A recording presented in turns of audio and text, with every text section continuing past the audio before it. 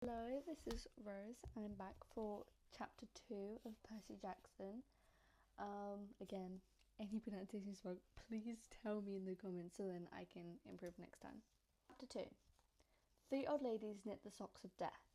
I was used to the occasional weird experience, but usually they were over quickly. This 24/7 hallucination thing was more than I could handle.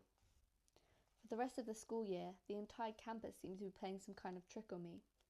Students acted as if they were completely and totally convinced that Mrs. Kerr, a perky blonde woman who I'd never seen in my life until she got on the bus at the end of the field trip, had been our pre-algebra teacher since Christmas. Every so often I'd spring up a Mrs. Dodd's reference, just to see if they could trip them up. But they would stare at me like I was a psycho. I almost believed them. Mrs. Dodds had never existed. Almost. But Grover didn't fool me. When I mentioned the names Dodds to him, he would hesitate, claim she didn't exist. But I knew he was lying. Something was going on.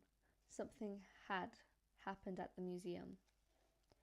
I didn't have much time to think about it during the days, but at night, visions of Mrs. Dodds with talons of leathery wings would wake me up in a cold sweat. Freak weather continued, which didn't help my mood. One night, a thunderstorm blew out the windows in my dorm room. A few days later, the biggest tornado ever spotted in the Hudson Valley touched down 50 miles from Yancey Academy. One of the current events we studied in social class was the unusual number of small planes that had gone down in the southern schools of Atlantic that year. I started feeling cranky and irritable most of the time. My grades slipped from D's to F's. I got into more fights with Nancy Bobbitt and her friends. I was sent into the hallway in almost every class. Finally, when our English teacher, Mrs. Nicole, asked me for the millionth time why I was so lazy to study for the spelling test, I snapped. I called him an old sot. I wasn't even sure what that meant, but it sounded good. The headmaster sent my mum a letter following the following week, making it official. I would not be invited back next year to Yancey Academy. Fine, I told myself. Just fine. I was homesick. I wanted to be with my mum in our little apartment on the Upper East Side, even if I had to go to public school and put up with my mum's obnoxious husband and his stupid poker parties. And yet, there were things I'd miss at Yancey. The view of the woods outside my dorm window, the Hudson River in the distance, the smell of pine trees. I'd miss Grover, who'd been a good friend, even if he was a bit strange. I worried how he'd survive the next year without me. I'd miss my Latin class too. Mr. Bruner's crazy tournament days and his faith that I could do well. As exam week got closer, Latin was the only test I studied for. I hadn't forgotten what Mr. Bruner told me about his subject being life and death for me. I wasn't sure why, but I started to believe him. The evening before my final, I got frustrated. I threw the Cambridge Guide to Greek Mythology across my dorm room. Words had started swimming off the page, circling my head, the letters doing 180s as if they were riding skateboards. There was no way I was going to remember the difference between Chiron and Charon and the Polydeuces and Polydeuces and conjugating those Latin verbs. Forget it. I paced the room, feeling like ants were crawling around inside my shirt. I remembered Mr. Bruner's serious expression, his 1,000-year-old eyes. I will only accept the best from you, Percy Jackson. I took a deep breath. I picked up the mythology book. I'd never asked the teacher for help before. Maybe if I talked to Mr. Bruner, he would give me some pointers. At least I could apologize for the big fat F I was about to get the score on this exam. I didn't want to leave Yancey Academy with him thinking I hadn't tried. I walked downstairs to use the faculty offices. Most of them were dark and empty, but Mr. Bruner's door was ajar. Light from his window stretching across the hallway floor. I was 3 steps from the door handle when I heard voices from inside the office. Mr. Bruner had asked a question. A voice that was definitely Grover's said, Worried about Percy, sir. I froze. I'm not usually an eavesdropper, but I dare you to try not listening if you hear your best friend talking about you to an adult. I inched closer. Alone this summer, Grover was saying. I mean, a kindly one in the school. No, that we know for sure, and they know too. We would only make matters worse by rushing him, Mr. Brunner said. We need the boy to mature more. But he may not have time. The summer solstice deadline will have to be resolved without him, Grover. Let him enjoy his ignorance while he still can. Sir, he saw her. His imagination, Mr. Brunner insisted. The mist over the students and staff will be enough to convince him of that. Sir, I can't fail my duties again. Grover's voice was choked with emotion. You know what that would mean. You haven't failed, Grover, Mr. Brunner said kindly. I should have seen her for what she was. Now, let's just worry about keeping Percy alive until next autumn. The mythology book dropped out of my hand and it hit the floor with a thud. Mr. Brunner went silent, my heart hammering. I picked up the book and backed down the hall. A shadow slid across the slighted glass of Mr. Brunner's office door, the shadow of something much taller than my wheelchair-bound teacher, holding something that looked suspiciously like an archer's bow. I opened the nearest door and slipped inside. A few seconds later, I heard a slow clop, clop, clop, like muffled wood blocks. Then, a sound like an animal snuffling right outside my door. A large shape paused in front of the glass, then moved on. A bead of sweat trickled down my neck. Somewhere in the hallway, Mr. Brunner spoke. Nothing, he murmured. My nerves haven't been right since the winter solstice. Mine neither, Grover said. But I could have sworn. Go back to your dorm, Mr. Brunner told him. You've got a long day of exams tomorrow. Don't remind me. The lights went out in Mr. Brunner's office. I waited in the dark for what seemed like forever. Finally, I slipped out into the hallway and made my way back up the dorm. Grover was lying on his bed, studying his Latin exam notes like he'd been there all night. Hey, he said, bleary-eyed. You're going to be ready for the test? I didn't answer. You look awful, he frowned. Is everything okay? Just tired. I turned so he couldn't read my expression and started getting ready for bed. I didn't understand what I'd heard downstairs. I wanted to believe I'd imagined the whole thing. But one thing was clear. Grover and Mr. Brunner were talking about me behind my back. They thought I was in some kind of danger. The next afternoon, as I was leaving the 3-hour Latin exam, my eyes swimming with all the Greek and Roman names I've misspelled, Mr. Brunner called me back inside. For a moment, I was worried he'd found out about my eavesdropping the night before, but that didn't seem to be the problem. Percy, he said, don't be discouraged about leaving Yancey. It's for the best. His tone was kind, but the words still embarrassed me. Even though he was speaking quietly, the other kids finished the test could hear.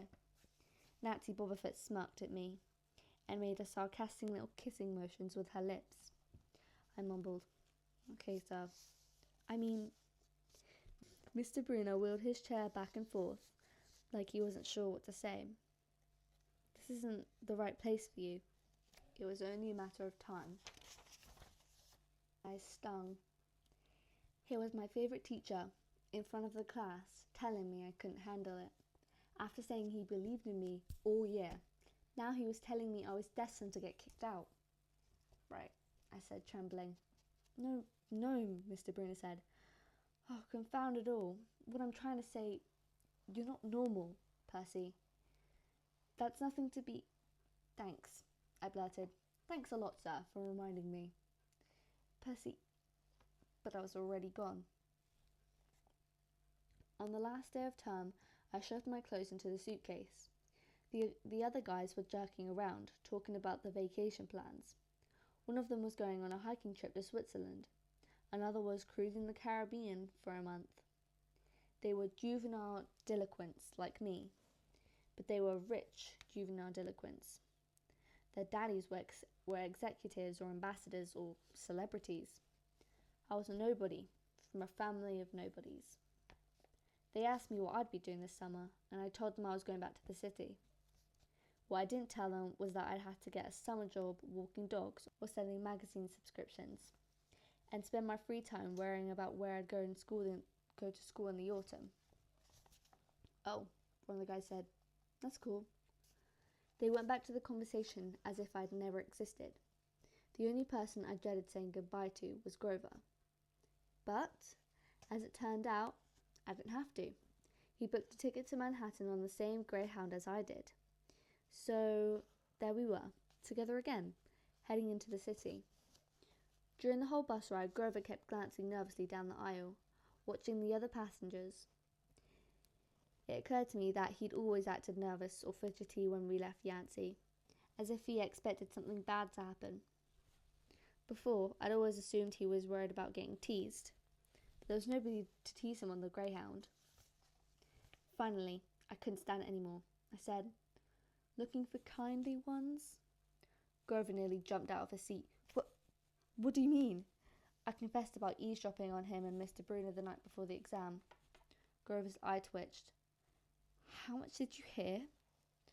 "Oh, not much." "What's the summer solstice deadline?" He winced. "Look, Percy, I was just worried for you. See? I mean, hallucinating about demon maths teachers, Grover. And I was telling Mr. Bruno that you were overstressed or something, because there's no such person as Mrs. Dodds, and you're a really, really bad liar." His ears turned pink. From his shirt pocket, he fished out a grubby business card. "Just take this, okay? In case you need me this summer." The card was in fancy script, which was murder to my dyslexic eyes. But finally, I made out it was something like, "Grover Underwood Keeper, Half-Blood Hill, Long Island, New York, 800-009-0009. "What's half? Don't say it out loud," he yelped. "That's my, summer address." My heart sank. Grover had a summer home. I'd never considered that his family might be as rich as the others at Yancey. "Okay," I said glumly. "So, like, if I want to come visit your mansion?" He nodded. Or if you need me." "Why would I need you?" It came out harsher than I meant it to. Grover blushed right down to his Adam's apple. "Look, Percy, the truth is, I kind of have to protect you." I stared at him. All year long, I'd gotten into fights, keeping bullies away from him. I'd lost sleep, worrying that he'd get beaten up next year without me. And here he was, acting like he was the one who defended me. "Grover," I said, "what exactly are you protecting me from?" There was a huge grounding noise under my feet. Black smoke poured from the dashboard and the whole bus filled with the smell of rotten eggs. The driver cursed and limped the Greyhound over to the side of the highway. After a few minutes clanking around in the engine compartment, the driver announced that we had to all get off. Grover and I filed outside with everybody else. We were on a stretch of country roads, no place you notice if you didn't break down there. On the side of the highway was nothing but maple trees and litter from passing cars. On the other side, across 4 lanes of asphalt shimmering with afternoon heat, was an old-fashioned fruit stand. The stuff on sale looked really good. Heaping boxes of blood-red cherries and apples, walnuts and apricots, jugs of cider in a clawfoot tub of ice. There were no customers, just 3 old ladies sitting in rocking chairs in the shade of the maple tree, knitting the biggest pair of socks I'd ever seen. I mean, these socks were the size of sweaters, but they were clearly socks. The lady on the right knitted one of them. The lady on the left knitted the other. The lady in the middle held an enormous basket of electric blue yarn. All 3 women looked ancient, with pale faces wrinkled like fruit leather, silver hair tied back in white bandanas, bony arms sticking out like bleached cotton dresses. The weirdest thing was, they seemed to be looking right at me. I looked over at Grover to say something about this and saw the blood that had drained from his face. His nose was twitching. Grover, I said. Hey man? Tell me they're not looking at you. They are, aren't they? Yeah. Weird, huh? You think those old socks would fit me? Not funny, Percy. Not funny at all. The old lady in the middle took out a huge pair of scissors, gold and silver, long-bladed like shears. I heard Grover catch his breath. We're going on the bus, he told me. Come on. What? I said. It's 1,000 degrees in there. Come on. He pried open the door and climbed inside, but I stayed back. Across the road, the old ladies were still watching me. The middle one cut the yarn, and I swear I could hear the snip across 4 lanes of traffic. Her two friends balled up the electric blue socks, leaving me wondering who they possibly could be for. Sasquatch or Godzilla? At the rear of the bus, the driver wrenched a big chunk of smoking metal out of the engine compartment. The bus shuddered, and the engine roared back to life. The passengers cheered. Darn right, yelled the driver. He slapped the bus with his hat.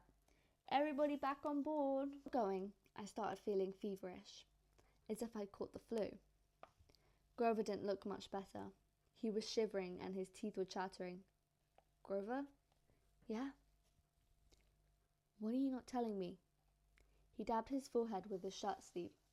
Percy, what did you see back at the fruit stand? You mean the old ladies?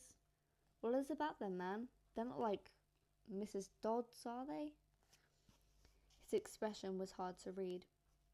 I got the feeling that this fruit stand ladies was something much, much worse than Mrs. Dodds. He said, just tell me what you saw. The middle one took out her scissors and she cut the yarn. He closed his eyes and made a gesture with his fingers that might have been crossing himself. But it wasn't. It was something else. Something almost older. He said, you saw her snip the cord. Yeah, so? But even as I said it, I knew it was a big deal. This is not happening, Grover mumbled. He started chewing on his thumb. I don't want this to be like the last time. What last time? Always 6th grade. They never get past 6th. Grover, I said, but he was really starting to scare me. What are you talking about? Let me walk you home from the bus station. Promise me. This seemed like a strange request to me, but I promised he could. Is this like a superstition or something? I asked. No answer. Grover, that snipping of the yarn, does that mean somebody's going to die? He looked at me mournfully, like he was already picking the kind of flowers I'd like best on my coffin. Thank you for tuning in for Chapter 2 of Percy Jackson. Come back tomorrow for Chapter 3.